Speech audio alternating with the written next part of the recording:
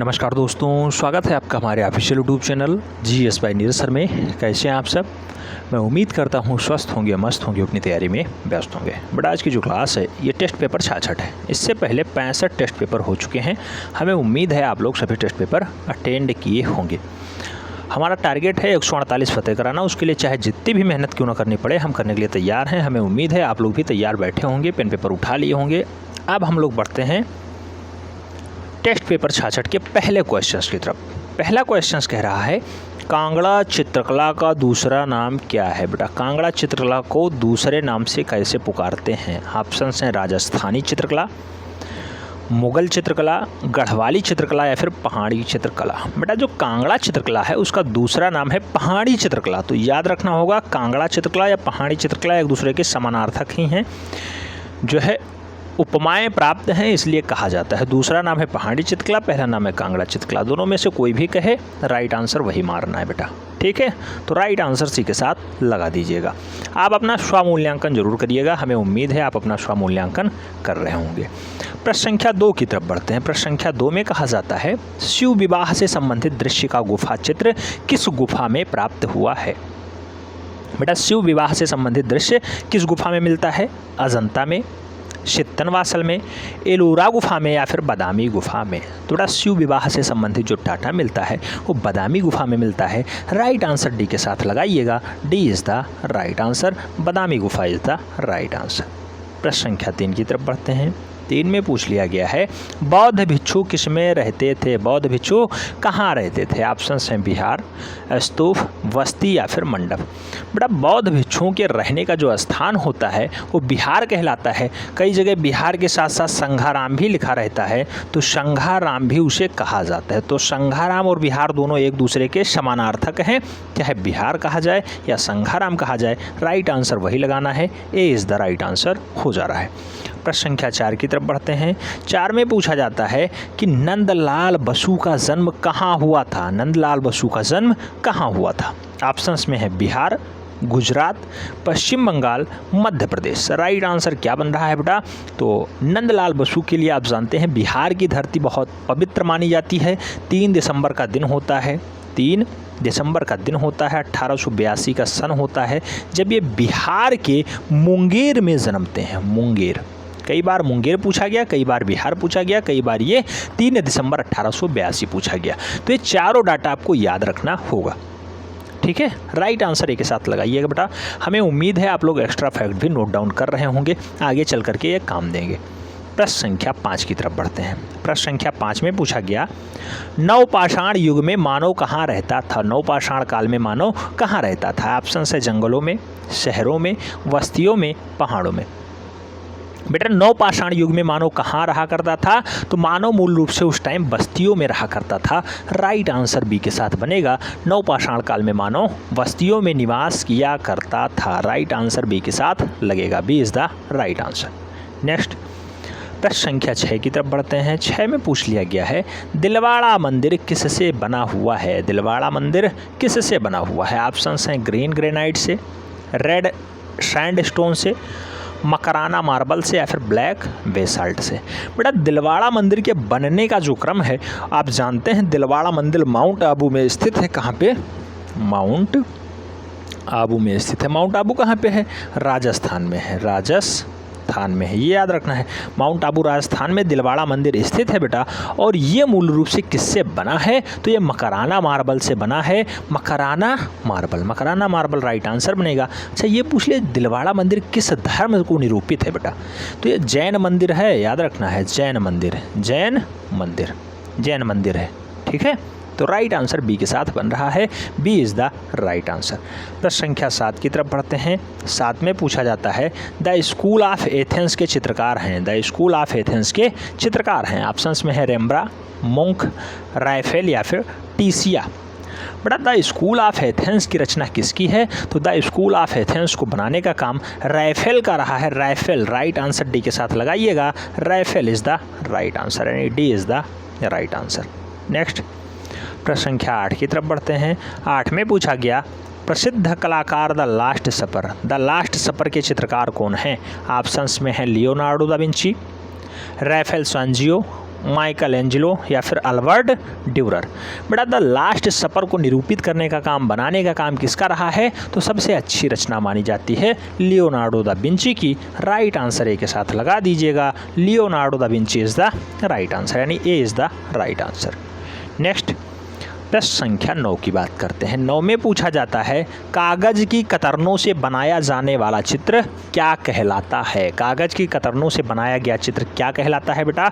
Options में है इटिगैलियो, लिथोग्राफ्स, graphics या फिर कोलास। बेटा कागज़ की कतरनों से बनाया गया जो डाटा तैयार किया जाता है उसे हम लोग कोलाज कहते हैं, वो पद्धति कोलाज पद्धति कहलाती है। राइट आंसर सी के साथ बनेगा, C is the right answer. Next प्रश्न संख्या 10 की बात करते हैं। 10 में पूछा जाता है बंगाल कला शैली किस तकनीकी से जानी जाती है? बंगाल कला शैली कौन से तकनीकी से जानी जाती है? ऑप्शंस में है तैल तकनीकी, वास तकनीकी, लघु चित्रण तकनीकी या फिर टेम्परा तकनीकी। तो बेटा बंगाल कला शैली मूल रूप से कौन सी तकनीकी से जानी जाती है?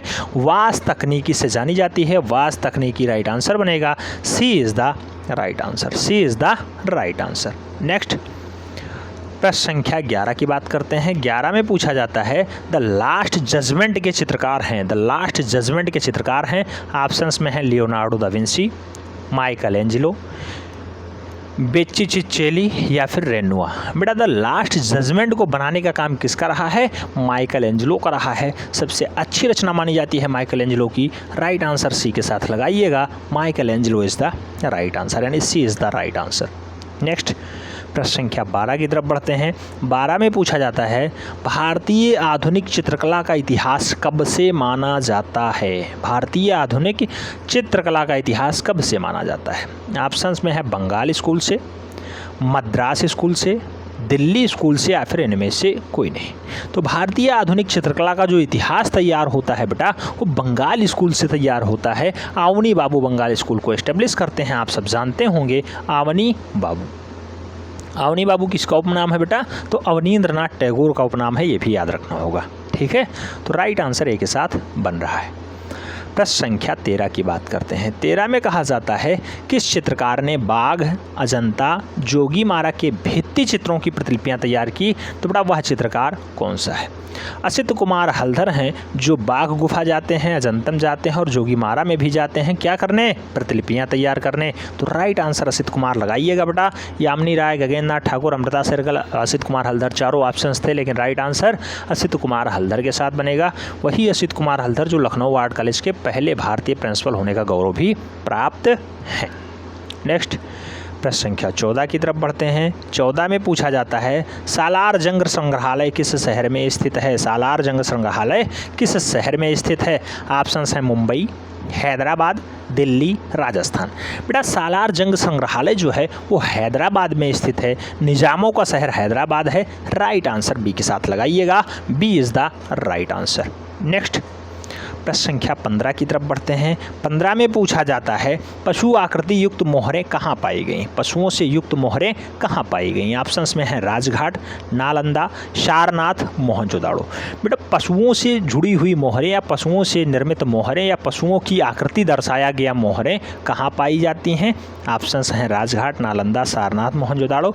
आप जानते हैं मृतकों का टीला राइट आंसर बनेगा, यानी Mohenjodaro is the right answer, D is the right answer. Next प्रश्न संख्या 16 की बात करते हैं। 16 में कहा जाता है हड़प्पा संस्कृति के अवशेष कहाँ पे स्थित हैं? बेटा हड़प्पा संस्कृति के अवशेष कहाँ पे हैं? नेपाल में है, पाकिस्तान में है, चीन में है या फिर अफ़गानिस्तान में है? तो आप जानते हैं हड़प्पा संस्कृति पाया तो पाकिस्तान में जाता है। राइट आंसर सी के साथ बनेगा, लेकिन पढ़ाया भारत में जाता है। बहुत अच्छे से आप लोग पढ़ रहे हैं, आपके सिलेबस में समाहित है बेटा, और क्वेश्चंस बहुत अच्छे से पूछता है, डीप में पूछता है। राइट आंसर सी के साथ लगा दीजिएगा। क्वेश्चंस ये आ चुका है बेटा टीजीटी आर्ट में। प्रश्न संख्या 17 की तरफ बढ़ते हैं। पूछा गया सांखू चौधरी कौन थे? ऑप्शंस हैं चित्रकार, छायाकार, मूर्तिकार, ग्राफिक कलाकार। बेटा सांखू चौधरी का संबंध किससे है? तो मूर्तिकला से है। एज अ मूर्तिकार फेमस है। राइट आंसर बी के साथ लगाइए, B is the right answer. प्रश्न संख्या 18 बहुत महत्वपूर्ण क्वेश्चन आ गया बेटा। चौक पूर्णा लोक चित्रण कहाँ का है? चौक पूर्णा कहाँ की कला है? ऑप्शंस में है उत्तर प्रदेश की, महाराष्ट्र की, मध्य प्रदेश की या फिर गुजरात की। तो बेटा चौक पूर्णा जो कला है आप जानते हैं अपना उत्तर प्रदेश इसका राइट आंसर बनेगा, यानी UP is the right answer, Uttar Pradesh is the right answer, A is the right answer. Next प्रश्न संख्या 19 की तरफ बढ़ते हैं। 19 में कहा जाता है शीतल प्रभाव उत्पन्न करने में कौन सा रंग प्रयोग किया जाता है? ऑप्शंस में है लाल पीला, काला सफ़ेद, नीला हरा या फिर लाल काला। तो बेटा शीतल प्रभाव अगर लाना है तो नीला के साथ हरा लगा दीजिए, ऐसा प्रयोग करेंगे निश्चित रूप से शीतल प्रभाव यानी ठंडक दर्शाने वाला कलर होगा। तो राइट आंसर बी के साथ बनेगा, B is the right answer. Last question है क्वेश्चन नंबर 20। बहुत महत्वपूर्ण क्वेश्चन है बेटा। जो लोग इस क्वेश्चन को हल्के में ले रहे होंगे उन्हें तब पता चलेगा जब वो कंफ्यूज होंगे। भारत कला भवन किस शहर में स्थित है? ऑप्शंस में है वाराणसी, जयपुर, रांची और भोपाल। बेटा भारत कला भवन पूछ रहा है कहाँ पे स्थित है? कुछ लोग भोपाल लगा दिए होंगे, कुछ लोग वाराणसी लगाए होंगे। 50-50 एक रेशी रहती है यहाँ पे।